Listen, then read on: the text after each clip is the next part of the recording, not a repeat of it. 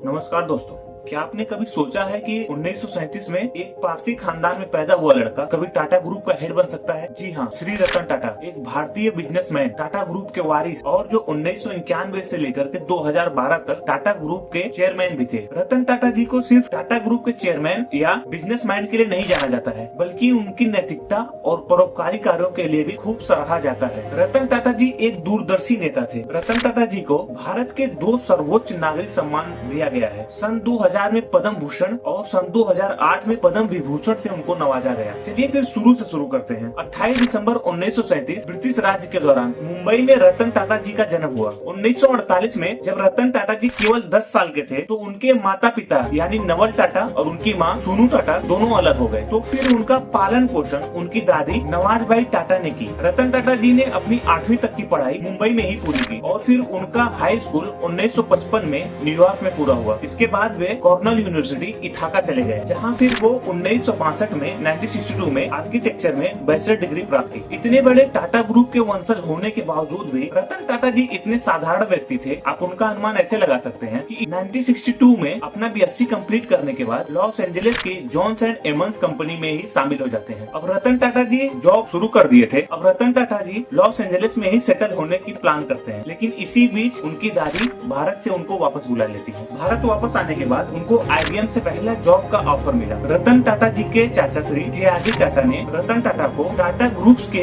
IBM में उनका biodata जमा करने के लिए कहा। फिर 1962 में टाटा ग्रुप्स में ही रतन टाटा जी को मैनेजर लेवल पर ट्रेनिंग दी जाती है और उनकी पहली ज्वाइनिंग जमशेदपुर के टेल्को में, जो इस समय टाटा मोटर्स है, एक असिस्टेंट के तौर पर की जाती है। फिर 1963 में फैसिलिटी प्रोग्राम के लिए इनका transfer Tata iron and steel company में कर दिया जाता है। फिर वहाँ पर भी इनकी ट्रेनिंग चलती है। 1965 में इनके काम करने की शैली और क्षमता को देखते हुए इंजीनियरिंग डिवीजन में एज ए टेक्निकल ऑफिसर बना दिए जाते हैं, जहां से रतन टाटा जी चीजों को और करीब से देख पाए। बहुत ही तेजी से रतन टाटा जी टाटा स्टील्स को आगे बढ़ा रहे। फिर 1969 में टाटा ग्रुप की तरफ से रतन टाटा जी को ऑस्ट्रेलिया भेज दिया जाता है। फिर रतन टाटा जी को इनकी कार्यशैली को देखते हुए जे.आर.डी. टाटा, इनके चाचा जी ने इनको 1970 में वापस बुला लिए और उनको टाटा ग्रुप्स का मैनेजर बना दिया गया। फिर एज ए मैनेजर उनको पहली कंपनी दी जाती है नेल्को, यानी कि नेशनल रेडियो एंड इलेक्ट्रॉनिक। वो कंपनी जो 1970 में आर्थिक मंदी के दौरान बंद हो गई थी। फिर उसको रतन टाटा जी ने लेकर के चालू किया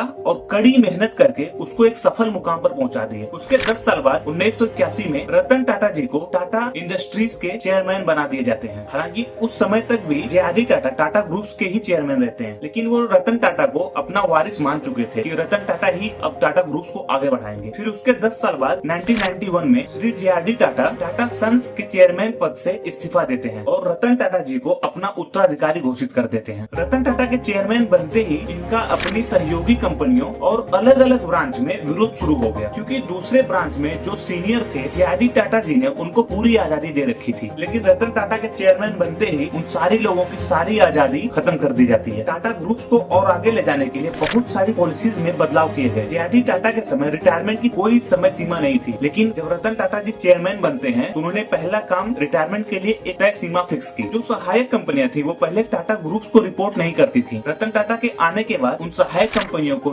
डायरेक्ट टाटा ग्रुप्स में रिपोर्ट करना पड़ा। सहायक कंपनियों के प्रॉफिट में से टाटा ग्रुप को भी शेयर देने के लिए पॉलिसी बनाई गई। रतन टाटा ने यंग जनरेशन को प्रायोरिटी दी और उनको अलग अलग जिम्मेदारियां भी सौंपी। रतन टाटा जी टाटा ग्रुप्स को बहुत ही तेजी के साथ एक्सपेंड करना शुरू कर दिए और रतन टाटा जी का अब सिर्फ एक ही लक्ष्य था, टाटा ग्रुप्स को वर्ल्ड लेवल पर ले जाने का, यानी कि अब टाटा ग्रुप को दुनिया भर में फैलाना शुरू कर दिए। इसकी शुरुआत उन्होंने सन 2000 में इंग्लैंड की टेटली टी को $431.3 मिलियन में खरीद कर की और फिर टेटली टी को टाटा टी का नाम दे दिया। उसके बाद 2004 में साउथ कोरिया की देवू मोटर्स की ट्रक मैन्युफैक्चरिंग कंपनी को $102 मिलियन में खरीद लिया। फिर सबसे बड़ी डील टाटा ग्रुप ने 2007 में की। कोरस ग्रुप की Anglo Dutch steel manufacturing company को $11.3 बिलियन में खरीद कर की। फिर उसी साल टाटा मोटर्स ने फोर्ड की जगुआर और लैंड रोवर को $2.3 बिलियन में खरीद कर भारत की सबसे बड़ी मोटर डील की। श्री रतन टाटा जी के 21 वर्षों के कार्य के दौरान टाटा ग्रुप्स का रेवेन्यू 40 गुना तक बढ़ गया और टाटा ग्रुप्स का प्रॉफिट 50 गुना तक बढ़ जाता है। जहां टाटा ग्रुप्स को रतन टाटा एक अलग ऊंचाई पर लेकर जा रहे थे, वहीं उनका ध्यान भारत की ब्रांडिंग पर भी था। भारत में विदेशी गाड़ियों का इंपोर्ट तो हो रहा था, तो क्यों न खुद भारत में ही गाड़ी बनाने पर विचार किया जाए। फिर 1998 में दिल्ली ऑटो एक्सपो में, जहाँ विदेश भर की गाड़ियों का प्रदर्शन चल रहा था, वहीं पर रतन टाटा जी ने एक ऐसी गाड़ी को लॉन्च किया जो पूरी तरीके से भारत में डिजाइन और मैन्युफैक्चरिंग की गई थी, टाटा इंडिका। जी हाँ, टाटा इंडिका एक हैचबैक कार थी जिसे भारत में ही डिजाइन किया गया और यहीं पर प्रोडक्शन भी स्टार्ट किया गया। रतन टाटा जी का सपना था कि हर भारतीय के पास अपनी कार होनी चाहिए। फिर सन 2007 में उन्होंने उस मॉडल पर भी काम करना शुरू कर दिया और नैनो, जिसे लखटकिया भी कहा जाता है, उसको लॉन्च किया। फिर दिसंबर 2012 में रतन टाटा जी 75 वर्ष के हो गए और टाटा ग्रुप के चेयरमैन पद से रिटायर हुए। लेकिन अब टाटा ग्रुप का कारवां बहुत तेजी से आगे बढ़ चुका था। फिर साल 2021 में, अभी कुछ साल पहले, एयर इंडिया की बोली लगती है और टाटा ग्रुप उस बोली को जीत जाती है। हालांकि एयर इंडिया वास्तव में टाटा ग्रुप की ही थी, लेकिन 1953 में कांग्रेस के सरकार के दौरान एयर इंडिया का राष्ट्रीयकरण कर दिया गया, यानी एयर इंडिया का पूरा शेयर इंडियन गवर्नमेंट के हाथ में चला गया। और इंडियन गवर्नमेंट जो सरकारी संपत्ति होती है, उनका क्या हाल होता है आप सबको पता है। हालांकि रतन टाटा जी को